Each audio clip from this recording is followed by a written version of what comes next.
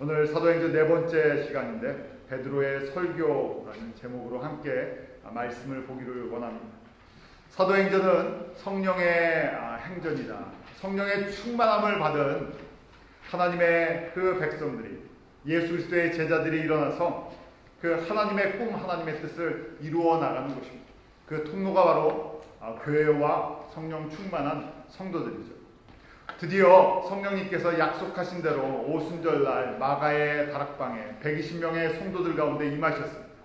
성도들에게 임한 그 성령의 그 권능, 성령의 충만함으로 말미암아 나타난 현상이 무엇이었습니까?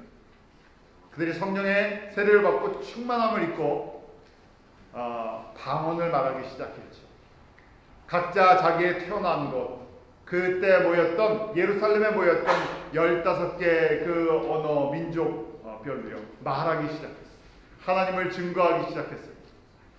이 현상을 보고 사람들이 놀라웠고요. 그 다음에 그 현상을 보고 여러 가지 이야기들이 생겨났습니다. 오늘 이 베드로의 이때 베드로가 일어나서 오늘 본문을 통해서 처음 설교를 한 것이에요. 사도행전에 실린 첫 번째 설교고요. 교회의 시작을 알리는 설교고요. 설교의 가장 핵심적인 스탠다드, 설교는 바로 이런 것입니다 하는 것이 가장 복음적이고 성령 충만함을 받은 베드로를 통해서 정말 성령님께서 원하시는 설교입니다. 저희가 일반적으로 설교를 들을 때 그냥 내가 듣고 싶은 말을 듣고 싶을 때가 있고요. 또 설교가 재밌었으면 하기도 하고요. 세상 얘기를 또 잘 풀어줬으면 좋겠고요. 또 가정에 대한, 자녀에 대한, 세상에 대한 것들을 어떻게 하면 좀 잘 극복하고 살까 하는 얘기를 저희가 듣기를 원합니다. 설교에 여러 가지 부분들이 있을 수 있습니다. 그런데 가장 하나님이 원하시는 설교는 이 베드로의 설교를 통해서 우리에게 보여주십니다. 설교의 핵심이에요. 이게 설교로 듣는 것이 아니라, 이것은요 베드로가 내가 하고 싶은 이야기를 하는 것이 아니라 베드로가 성령의 충만함을 받고 성령께서 베드로 안에서 저희들에게 들려주시는 메시지. 만약에 이것이 그냥 단순한 설교와 연설의 한 편이라면 사도행전 2장에 바로 성령님이 임하신 이후에 이 글을 하나님께서 성경으로, 사도행전으로 집어넣지 않게 하셨겠죠. 이건 베드로 개인의 고백이 아니라 그때 모여있던 모든 예루살렘에 있는 사람들과 지금 오늘을 살고 있는 저희들에게 들려주시는 바로 그 성령의 음성입니다. 제가 이 말씀을 그냥 정립만 해드리는 거예요. 왜냐하면 베드로를 통해서 성령님께서 이미 다 하신 말씀이기 때문에 여러분들도 마찬가지예요. 다 아는 말씀인데 사도행전 여러분들에게 설교 듣기 전에 이렇게 같이 말씀 나누기 전에 계속 집에서 같이 읽었으면 좋겠다고 권해드렸습니다. 매주 한 번씩 읽어보세요. 그런데 그냥 성경을, 이 사도행전을 저희가 듣고 다 아는 말씀이에요. 교회 다니시고 신앙생활을 하다 보면 사도행전의 메시지 자주 듣게 되잖아요. 그냥 들었던 말씀인데 그러면요 나에게 아무런 감동이 없어요. 다 아는 말씀인데 하면 저에게 무슨 도전이 있겠습니까? 바로 2000년 전 예루살렘에서 베드로를 통해서 교회가 시작될 때 교회에 시작되는 메시지, 이것이 교회와 성도들과 사도행전에 나오는 모든 하나님의 백성들 가운데 그때부터 지금까지 교회를 통해서, 목회자를 통해서, 설교자를 통해서 정말 하나님께서 저희들에게 들려주시는 메시지, 이 말씀을 증거하고 싶어 하신다. 목회자만 이 설교를 하는 것이 아니라요. 그렇기 때문에 예수 그리스도 안에서 거듭난 사람들은요 이 메시지가 나를 바꾼 메시지고요, 교회를 세운 메시지고요, 나의 삶의 중심이 되는 메시지라는 것입니다. 여러분들 궁금하지 않으세요?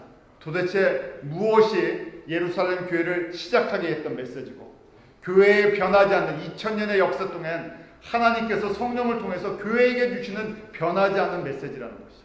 그렇기 때문에 설교 1위에 첫 번째 설교, 저희가 이렇게 생각할 수 있어요. 성령의 설교 1위에 시리즈로 얘기하면요 성령님께서 주시는 설교 1번째, 첫 번째 설교고요. 모든 설교의 서론과 결론이 이 안에 다 들어있어요. 한번 저희가 보기로 원합니다. 먼저요 베드로는요 일어나서요 이 성령의 세례로 말미암아 성령 세례로 말미암아 사람들이 방언을 하는 현상을 갖고 이렇게 설명을 합니다. 사람들은요, 사도행전 2장 12절 13절에 보면 사람들이 이 방언을 하고 15개 언어로 각자 하나님의 말씀을 전할 때 뭐라고 이야기했냐면요, 어떤 이들은 조롱하여 하는데 저희가 새술에 취하였다. 술 취해서 술주정하는 것처럼 보인다는 거예요. 이해할 수가 없다는 것입니다. 사람의 생각으로요, 아니 이런 일이 어떻게 일어나나 하는 것이 현상이 나타나는 이 사건, 지금 이 사건을 보면서 여기저기에서 해석하는 내용들이 다 다른 겁니다. 대표적인 것이 바로 술 취했다는 것이. 그때 베드로가 일어났어요. 14절 사도와 같이 서서 소리를 높여 하는데 유대인들과 예루살렘에서는 모든 사람들아 이 일을 너희에게 알게 할 것이니 내 말에 귀를 기울이라. 내가 너희를 알게 하는 것이 아니라 내 안에 역사하시는 성령님께서 나에게 새로운 언어를 주시고 나에게 새로운 삶을 주신 그 성령님께서 나를 통해서 들려주시기 원하는 메시지라는 것입니다.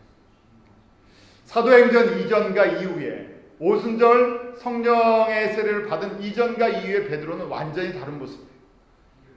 물론 복음서에 예수님의 중심으로 사역을 기록했지만 이 이전에 베드로가 설교를 제대로 한 적이 없습니다. 그런 기록이 별로 안 나와 있죠. 그런데 놀라운 것은요, 이 베드로가요, 성경의 지식이나 학식이나 무엇을 봤을 때 그런 무슨 엄청난 학자가 아닌데 이 지금 성령을 통해서 방언을 하는 사건을 보면서요, 첫 번째 바로 서론을 이렇게 시작합니다. 이 사건 지금 오전 9시인데 이 사람들이 어떻게 술 취했다고 생각하냐 하면서 요엘서 2장 28절에서 32절의 말씀을 인용하고 있습니다. 성령께서 그 말씀을 생각나게 하십니다. 이 현상은 바로 요엘서 2장 28절 말씀이 이루어졌다는 것입니다. 그 말씀이 무엇인가 하면요, 요엘서 2장 28절에서 32절에 보면 그 후에 내가 내 신을 만민에게 부어주리니 너희 자녀들이 장래를 말할 것이며 너희 늙은이들은 꿈을 꾸며 너희 젊은이들은 이상을 볼 것이며 쭉 그러면서 남은 자 중에 나 여호와의 부름을 가질 자가 있을 것이니라 하는 예수님이 오시기 전에 지금 성령의 이 사건이 마가의 다락방 예루살렘에 일어나기 전 830년, 약 800년 전에요, 요엘 선지자에게 주셨던 말씀, 이런 일이 앞으로 일어날 것이다. 성령님을, 보혜사 성령님을 물 붓듯이 부어주실 텐데 믿음의 성도들 가운데 성령으로 말미암아 예언과 이상과 그 다음에 꿈을 꾸는 놀라운 일이 일어날 것이라는 것입니다. 구약에는 아주 특정한 소수의 사람들이 하나님의 말씀과 하나님의 꿈을 꿨어요. 그것도 매일 한 것이 아니라요, 어떤 특별한 일에 하나님께서 그런 계시를 주셨어요. 그 기록한 것들이 예언서들이고요, 그 하나님의 말씀을 따라 살아가던 그 소수의 말씀을 들었던 사람들이 바로 선지자와 같은 사람들이고 그들이 믿음의 사람들이에요. 그런데 때가 되면요, 이 보혜사 성령님께서 모든 하나님의 자녀들에게 물 붓듯이 부어주셨어요. 예언과 환상과 꿈을 꾸면서요, 성령께서 우리를 통해서 하시고자 하는 메시지를 전달하기 시작한다. 저희는 이 메시지를 굉장히 오해를 해요. 이 메시지를 들으면서요, 앞뒤 내용을 다 잘라버리고요, 예언과 환상과 꿈에다가 초점을 맞출 때가 있어요. 세상 사람들도 우상을 섬기는 사람들도, 미신을 섬기는 사람도 예언하죠. 점쟁이 예언도 있고요. 그 다음에 사람들도 환상을 보고 그 다음에 꿈을 꿉니다. 꿈 얘기를 많이 할 때가 있어요. 이 꿈이 무슨 꿈인지. 그런데 이건 그 차원의 것이 아니에요.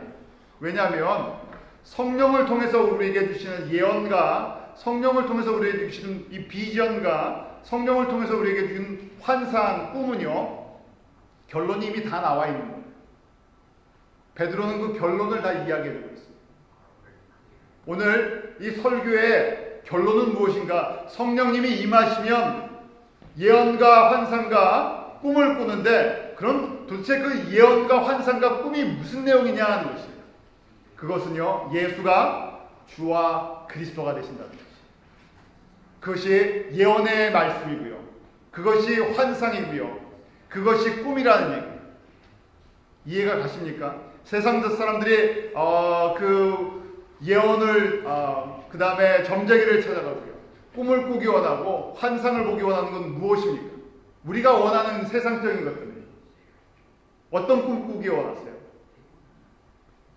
어떤 환상을 갖기를 원하십니까? 우리 젊은이들이 이 환상을 본다 그러는데 젊은이들에게 어떤 비전을 심어주기를 원하세요? 일반적으로 미국에 올 때는 아메리칸 드림을 갖고 오죠. 미국에서 잘 정착해서 살고 예수를 알든 모르든 또 이 세상에서 젊은 사람들도 마찬가지.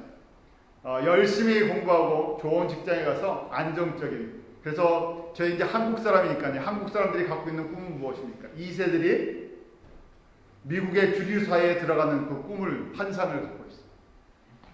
이것이 지금 이 말씀입니까? 하나의 도구는 될 수 있지만요. 지금 성령님께서 주시는 그 꿈이 아니에요. 왜냐하면 베드로가 지금 설명을 해주고 있는 거예요. 너희들 지금 일어나는 현상이 성령님이 임하신 증거에 대한 겉으로 나타나는 현상이 바로 방언을 말하는 것인데 바로 요엘 선지자가 800년 전에 예언하기를 그렇게 오면 그 하나님의 자녀들이 예수가 주와 그리스도 되심을 보게 되고요. 꿈꾸게 되고요. 그것을 향해 달려가게 되어 있다는 것이에요. 그게 진짜 성령의 사람들이에요.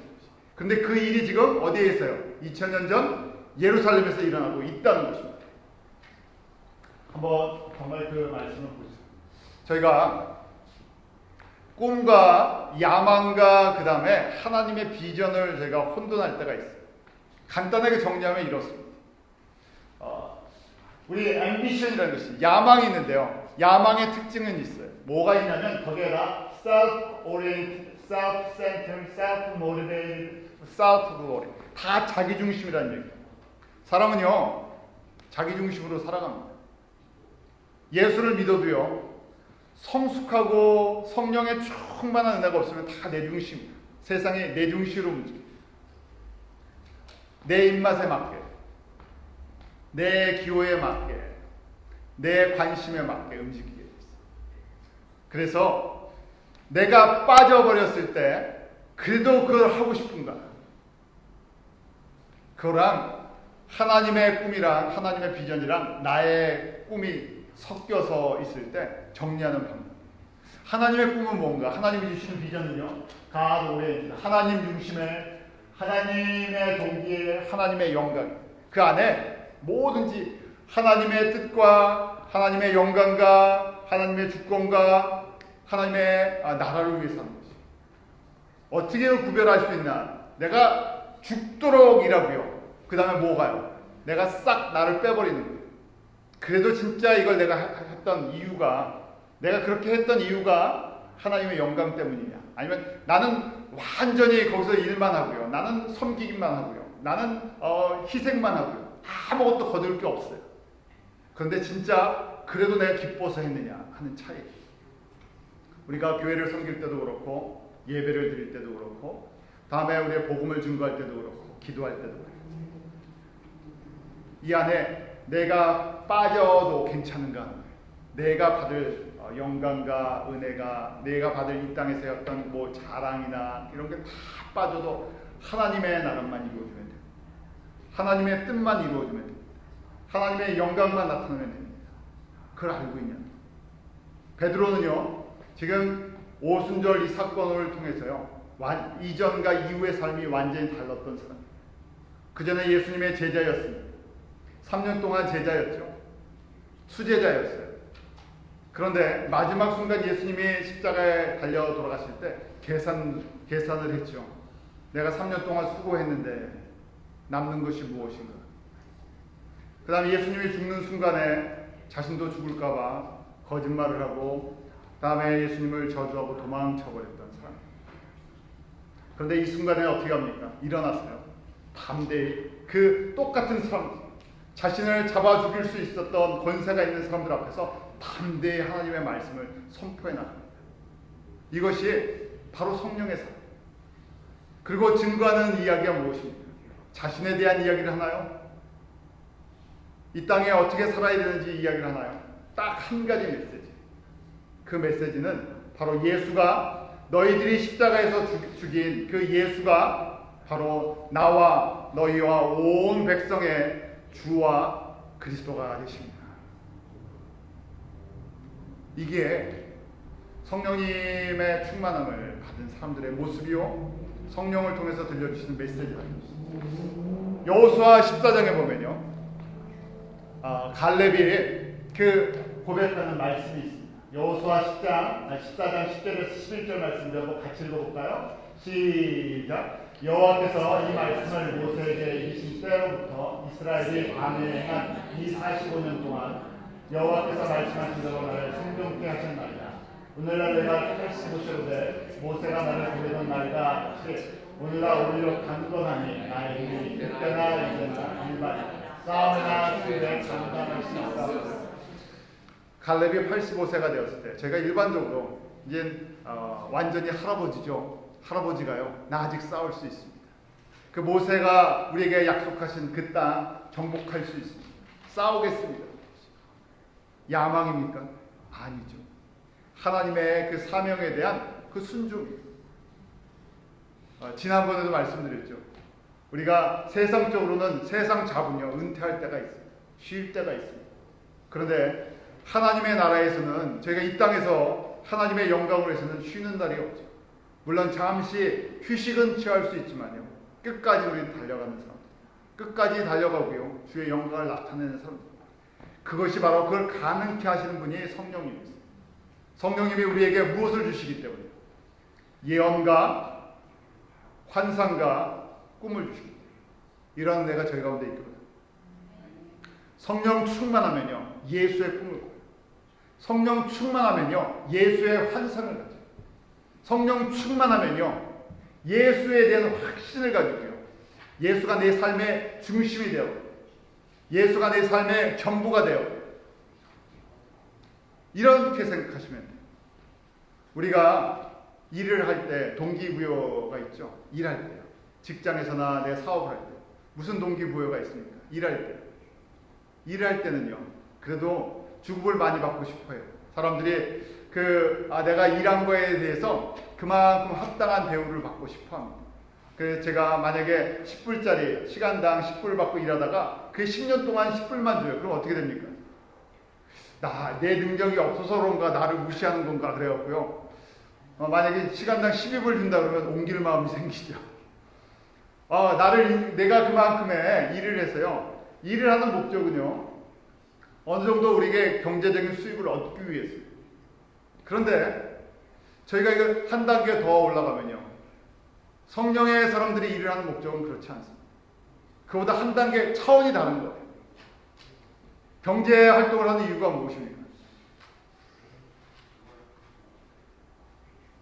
저희가 조금 더 돈을 벌기 위해서요? 조금 더 안정적인 삶을 살기 위해서요? 아니에요. 저희가 경제 활동하는 이거는요, 물론 기본적으로 우리가 경제 활동을 함으로 말미암아 잡을 통해서요, 기본 우리 생활을 유지하죠. 그런데 이건 일반적인 겁니다. 차원이 넘어서요, 예수의 꿈을 꾸는 사람들, 예수의 환상을 갖고 있는 사람들, 예수가 주와 그리스도에 대한 분명한 하나님의 나라에 대한 확신을 갖고 있는 사람은 어떻게 해요? 내가 일할 수 있는 만큼 일을 했어요. 왜요? 주님의 나라에 이걸 내가 드리고 싶습니다. 주님의 영광을 위해서 쓰고 싶습니다. 공부라는 목적도 마찬가지. 일반적인 공부는요, 내 앰비션, 내 야망을 이루어 나가는 거예요. 더 하이어 에듀케이션, 제가 더 좋은 학교에서 더 좋은 것을 받고, 그래도 내가 좀 더 좋은 스테이터스, 내가 좋은 신분, 위치로 가고 싶은 그런 마음들이 있어요. 그런데 거기서 한 단계 더 나가기로, 뭐냐면요, 마치 요셉처럼 애굽의 국무총리가 되는 게 요셉의 꿈이 아니었죠. 그게 거기까지, 나는 요셉에서 최고 성공한 사람이 되어야지 하는 것이 아니라, 하나님께서 주신 그 모든 것을 통해서 하나님의 영광과 하나님의 백성을 살려내는 것이 있어요. 요셉은 총리가 되든 총리가 안 되든 그 일을 하기로 하나님께서 그렇게 정하셨어요. 그 일을 감당했었죠. 그러니까 저희가 이 예수의 꿈과 환상과 예언을 갖는다는 것은, 성령으로 말미암는다는 것은, 우리가 뭐 좀 더 환경이 좋아지면요, 우리 생활이 좀 나아지면요, 우리가 뭐가 바뀌면 이런 것이 아니라 생활하는 목적이, 경제활동하는 목적이, 공부를 하는 목적이, 자녀를 키우는 목적이 어떻게 한다고요? 잘 최선을 다해서 해서 뭘 하기 위해서입니다. 하나님의 뜻이 이루어지기를 원하는데, 하나님의 뜻은요 이미 성령을 통해서 우리에게 말씀해 주셨어요. 성령의 뜻을 성령을 통해서 우리에게 들려주신 사도행전을 통해서 하나님의 뜻은 무엇입니까? 교회에게 주셨던, 성도에게 주셨던 말씀은요 1장 8절 바뀌지 않습니다. 그것이 하나님의 뜻이기 때문에, 하나님의 계획이. 사도행전 1장 8절 저희가 이제 귀에 못이 박히도록 듣고 외우고 있죠. 오직 성령이 너에게 임하시면 너희가 권능을 받고 예루살렘과 온 유대와 사마리아와 땅까지 이르러 내 증인이 되리라. 이걸 가능케 하시는 분이 성령님이세요. 이 꿈을 꾸게 하시는 분이 성령님이세요. 성령 충만하면요 이 꿈을 꿀 수밖에 없어요. 이 환상을 가질 수밖에 없어요. 이 예언의 말, 이게 예언의 말씀이에요. 왜요? 예수님께서 너희가 순종을 하던 순종을 하지 않던 내가 성령을 통해서 어떻게 하시겠다고요? 이 예수 그리스도의, 예수가 주와 그리스도 되심을 어디까지요? 땅까지 내가 증거했어요. 증거하시는 목적이 무엇입니까? 예수 그리스도의 복음을 증거하는 목적이요, 잃어버린 하나님의 자녀를 내가 살려내고 싶다. 그 뜻을 하나님이 정하셨고요, 그 뜻을 이루기 위해 이 땅 가운데 예수님이 오셔서 십자가에서 이루셨어요. 그래서 이제 그 일을 나 혼자 하는 것이 아니라 누구를 통해서요? 성령의 사람들을 통해서, 교회를 통해서 내가 이 일을 너희들에게 영광의 기업으로 나눠주기를 원한다. 이 일을 누가 하겠냐 하는 것인데, 바로 성령을 그 일을 하기 위해서 물 붓듯이 부어주셨다. 누구에게나? 예수 그리스도를 믿기로 작정한 사람들, 예수 그리스도를 따라가기를 작정한 사람들. 그래서 베드로가요 이 현상을 보면서 지금 이 말씀을 주십니다. 여러분들이 더 예언의 말씀이 임하기로, 여러분들에게 더 예수의 환상을 갖기를, 이 상을, 이 비전을, 이 예수 그리스도의 꿈을 날마다 꾸게 합니다. 복권 사는 꿈이 아니에요. 아침에 눈을 뜨고 일어날 때마다 주님께서 이 꿈을 주시면 어떻게 합니까? 내가 비록 정말 나에게 능력이 없고 내가 가진 것이 없고, 내가 가진 것이라고는 시간과 나의 입술 뿐이 없습니다. 그럼 뭘 하겠습니까? 이 꿈을 가지고 기도하고, 주님께서 이렇게 정하셔서 성령을 통해서 이 일을 하시는 거죠. 나의 평생에, 내가 이 땅에 내가 호흡이 있는 동안 뭘 하겠다고요? 이 예수 그리스도의 복음이 어떻게 하든지 모든 민족, 모든 나라 가운데 증거되는데 내가 기도하겠습니다. 우리가 가진 형편이 적지만 내가 일하는 목적이 그것 때문에 일을 합니다. 나에게 건강 조금 더 주시고 나에게 좀 힘 더 주셔서 일해서 그 주님 나라를 위해서 섬길 수 있게 좀 해주십시오. 우리가 자녀들을 양육할 때도 마찬가지.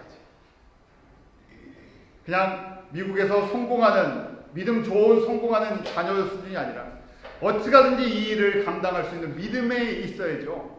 그러니까 지금 너희 자녀들은 뭘 한다고요? 예언을 할 것이요. 그랬어요. 예언을 한다는 것은요, 갑자기 애들이 무슨 뭐 이상한 말을 하는 것이 아니라요, 하나님의 이 뜻을요, 하나님의 말씀을 저희가 가르쳐줘야 돼요. 이것이 하나님의 뜻이라는 것을 끊임없이 가르쳐요. 또 그렇게 보여줘요. 그렇게 기도해줘요.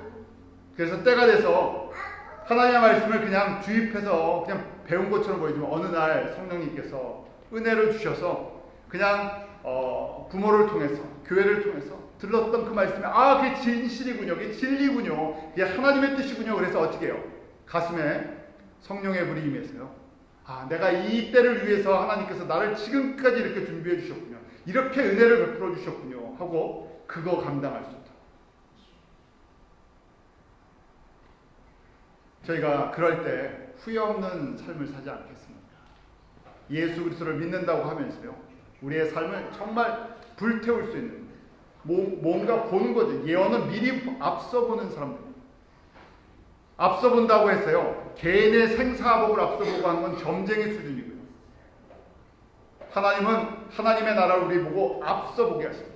그것이 바로 언약의 말씀, 우리에게 주신 하나님의 이 말씀, 하나님의 나라가 어떻게 임할 것인지 성령을 통해 우리에게 분명히 들려주셨습니다.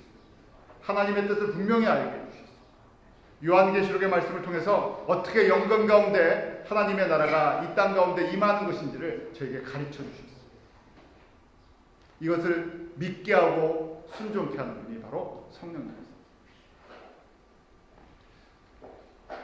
이 말씀을 나눌 때마다 생각나는 두 분이 계십니다. 한 분은 한국의 대학생 선교를 위해서 평생 달려가셨던 CCC의 김준곤 목사님입니다. 개인의 가정적으로는 아픔이 참 많으셨던 분.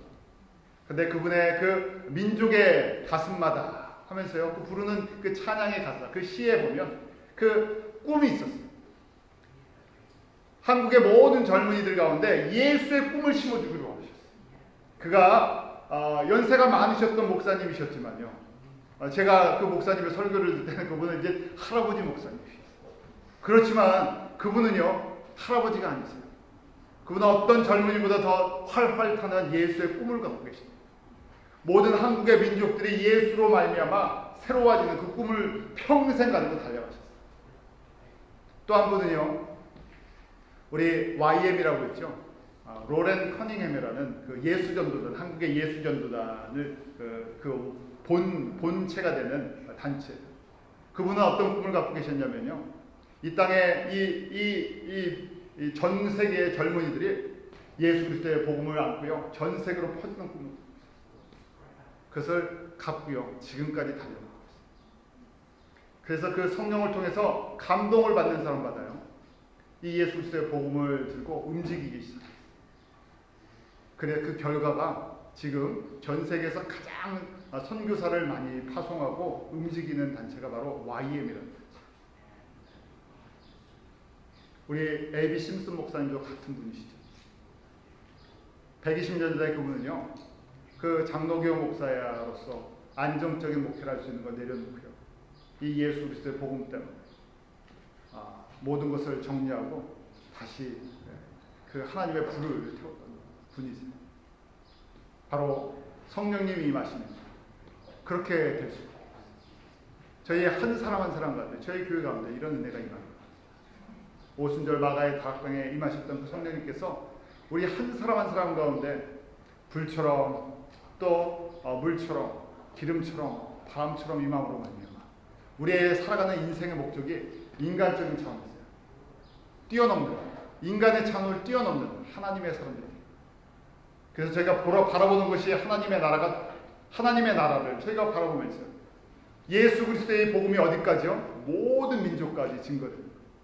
저에게 맡겨주신 그 민족들, 나라들 너무나 귀한 것이죠. 저희가 미얀마를 섬기자. 여러분들 한번 생각해 보세요. 저희 교회 육적인 눈으로, 세상적인 눈으로는 아주 지극히 작은 교회인데 저희가 미얀마를 위해서 뭘 할 수 있을까 생각하잖아요. 그런데 여러분들의 기도와 헌신과 땀과 수고로 말미암아 미얀마의 수많은 목회자들이 새로워지고 그들의 복음을 들고 교회를 개척하고 그들이 또 그 우리 가지도 못하는 그 부족들에게, 민족들에게 가고 있어요. 우리가 육적인 눈으로 보면 우리 교인이 여기 앉아 계신 분들이 다라고 생각해요. 그런데 예수님의 눈으로 한번 보면 우리 교인이 여기 있는 분이 다 전국에 있습니다. 교회를 한번 생각해 보세요. 제가 뉴욕에 있으면서 교회에 대한 메시지를 교회에 대한 소식들을 많이 들어요. 미국에 있는 교회들이 이제 리더십이 바뀔 때가 됐잖아요. 한인교회들. 한 30년, 40년 되다 보니까 목사님들이 은퇴하고 새로운 목사님들이 또 부임을 하시고. 그런데 교회들마다 여러 가지 잘 정착하는 데도 있고 문제가 많은 데가 있어요. 그래서 가만히 보니까요, 일반적으로요, 그럼 건물이 좀 있고 규모가 있으면요, 서로 가려고 해요. 그래갖고 가갖고는요, 갈등이 생기고 서로 뭐 이것저것 문제가 생깁니다. 그래서 제가 그런 생각을 했어요. 도대체 무엇이 남았을까? 평생 목회를 했는데, 40년을 했는데, 50년을 했는데 무엇을 남기려고 했을까? 저한테도 한번 질문을 해보는 거예요. 평생 목회를 하고 교회를 섬기는데 무엇을 남길 것인가? 교회 건물을 남기려고 그랬을까? 교회 건물을 지키려고요? 아니면 성도 몇백 명을 만들어 놓으려고요? 그 몇백 명이 다 예수의 제자, 나를 통해서 구원받은, 나를 통해서 이 성령의 이 예언과 환상과 꿈을 꾸고 뛰는 사람인가? 그렇지 않은데요. 누구를 위해서 이렇게 했을까? 그리고 결론적으로 남는 게 없습니다. 오늘 말씀을 한번 보십시오. 오늘 말씀에 이렇게 서론이 시작되면서요, 본론을 얘기합니다. 너희들이 죽인 예수 그리스도는 하나님께서 살리셨는데 이 예수가 주와 그리스도이신 것을 너희들이 그렇게 존경한, 너희들이 최고의 왕으로 생각하는 다윗도 1000년 전에 보고 증거했다는 얘기입니다. 다윗이 시편 16편 8절을 보면 내가 여호와를 항상 내 앞에 모시며 그가 내 우편에 계심으로 내가 요동치 아니하리. 100년 전에 그 다윗이 하나님의 영광의 보좌 앞에 계시는 그 예수를 보았다는 것이. 또 사도행전 23장 2장 34절 35절을 보면 다윗은 하늘에 올라가지 못하였으나 친히 말하여 가로되 주께서 내 주에게 말씀하시기를 내가 내 원수로 내 발등상 되게 하기까지 너는 내 우편에 앉았으라 하셨다. 다윗은요, 그가 그 하나님의 영광의 보좌에 앉아 계신 예수를 보았다는 것이. 그래서 예수님께서 원수를 물리치실 때까지 성부 하나님께서 이 성자 예수님을 그렇게 세워주시는 모습을 보았던 것이, 이 꿈을 갖고 있었던 사람. 이스라엘 사람들에게는 다윗은 영원한 왕처럼 생각했어요. 다윗이 다시금 다시 올 것이라는 그런 생각을 했겠죠. 메시아, 구세주하면요 다윗과 같은 인물을 생각했어요. 그런데 지금 이 베드로가 증거하는 것이, 너희들이 그렇게 존경하는 다윗, 그게 다윗이 메시아냐? 아니라는 것이죠. 다윗은 죽어서 그 무덤이 이 예루살렘에 있다는 얘기입니다. 너희들이 보는데 다윗의 무덤을 보지 않느냐? 다윗이 부활하고 썩지 않은 것이 아니라 다윗은 죽었지만 그가 증거한, 그가 본 분이 바로 메시아인데 그분이 바로 예수라는 것이. 메시지는요, 오늘 본론의 메시지는 이 한마디입니다. 우리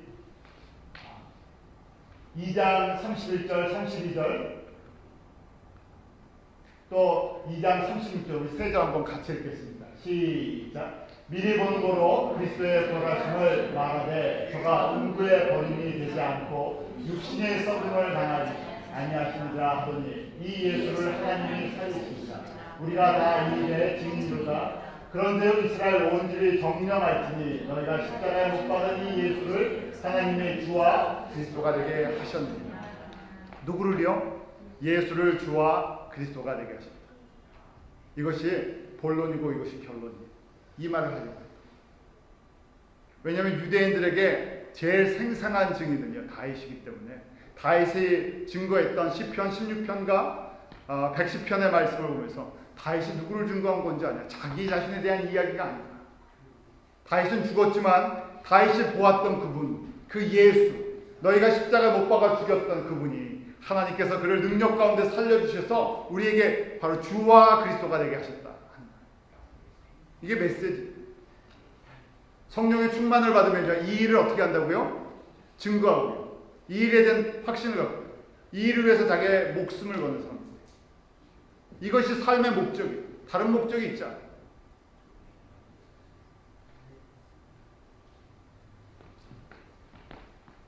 우리 주라는 말씀 너무나 잘 알지 않습니까? 주, 더 로드라고 되어 있어요. 구약의 성경은 여호와라고 되어 있어요. 구약의 여호와께서 말씀하셨고 언약하셨고 여호와께서 만나주셨는데 그 언약하셨던 여호와가 누구시라고요? 더 로드라는 주님이시라는 거예요. 주라는 말은 메스터라는 말이죠. 주라는 말은 우리가 무슨 얘기예요? 우리는 그분의 종이라는 얘기입니다. 우리가 말로만 주라고 고백하는 것이 아니라 그분이 나의 모든 것, 모든 것의 소유자시다. 또 그리스도는 무엇입니까?